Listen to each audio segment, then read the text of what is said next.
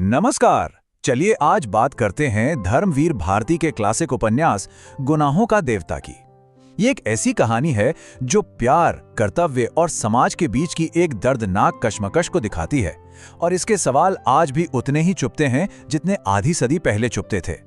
हम सब जानते हैं, कुछ कहानियां कभी पुरानी नहीं होती, खासतौर पर वो दुखद प्रेम कहानियां जो हमारे दिलों में कहीं ना कहीं बस जाती हैं। ये सिर्फ किस्से कहानियां नहीं है, बल्कि हमारी लिटरेचर और सिनेमा की विरासत का एक बहुत बड़ा हिस्सा है।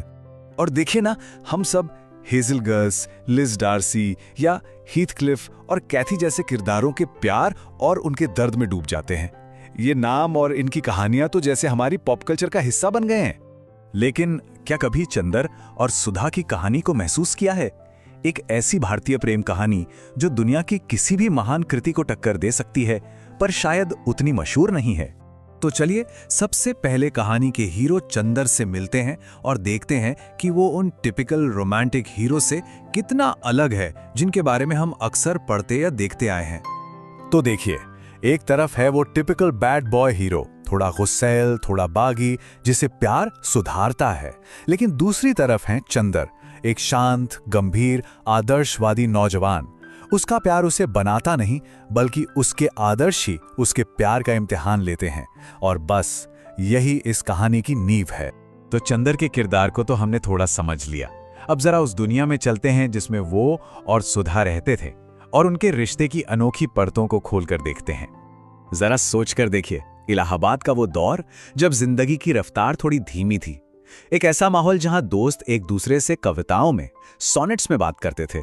यही वो दुनिया थी जहां चंदर और सुधा का रिश्ता पनपा, मासूमियत और समझदारी से भरा हुआ। और यहीं से इस उपन्यास का नाम आता है, गुनाहों का देवता।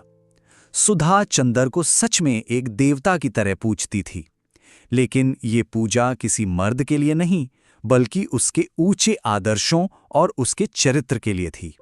उनका रिश्ता आम रोमांस से कहीं ज्यादा गहरा था। ये सम्मान और एक बौद्धिक जुड़ाव पर टिका था। तो उनका रिश्ता था कैसा?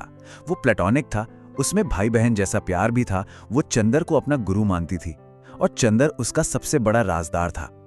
लेखक ने इसे शुद्ध, अलौकिक और अमूर्त कहा है, मतलब एक ऐसा बंधन जिसे किसी एक नाम में बांधना बहुत मुश्किल है। तो अब आते हैं कहानी के उस मोड़ पर जहां सब कुछ बदल जाता है, वो केंद्रीय संघर्ष जो उनकी इस आदर्श दुनिया को तोड़कर रख देता है।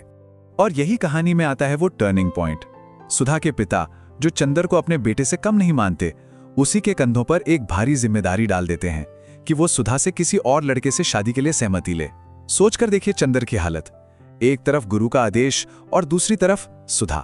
और सच कहें तो यही इस उपन्यास का दिल है, समाज की उम्मीदों और दिल की चाहत के बीच का संघर्ष।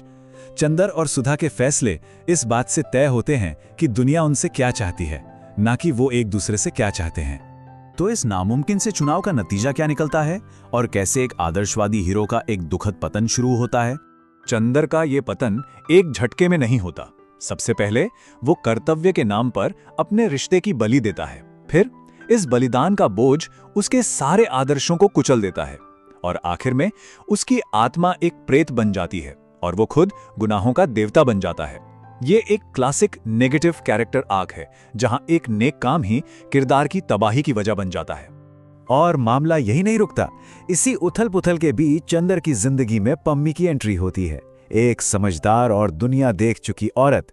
वो चंदर को प्यार का वो रूप दिखाती है जो आदर्शों और किताबों से परे ज्यादा हकीकत के करीब है, और इससे चंदर अपने ही बनाए उसूलों पर और भी ज्यादा सवाल उठाने लगता है।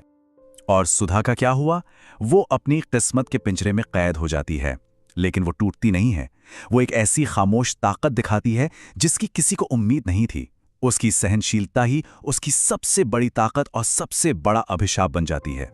तो आखिर में सवाल यही उठता है कि आधी सदी से भी पहले लिखी गई ये कहानी आज भी इतनी जरूरी क्यों लगती है? क्योंकि ये कहानी उन सवालों से जूझती है जो आज भी हमारे समाज का सच है। औरतों की आज़ादी, समाज और एक इंसान की इच्छा के बीच की लड़ाई, जाति और वर्ग की दीवारें, और प्यार और बलिदान के असली मायने क्या हैं? ये सवाल तब भी थे और आज भी हैं। वह सबसे हैरान करने वाली बात जानते हैं क्या है? जब धर्मवीर भारती ने यह कालजयी उपन्यास लिखा तो उनकी उम्र थी सिर्फ 23 साल। इतनी कम उम्र में इंसानी रिश्तों और समाज की इतनी गहरी समझ रखना वाकई कमाल है। तो ये कहानी हमें एक गहरे सवाल के साथ छोड़ जाती है, जो इस उपन्यास की आत्मा भी है। ज्यादा बड़ी त्रासदी क्या है, एक प्यार का खो जाना या एक आदर्श का टूट जाना?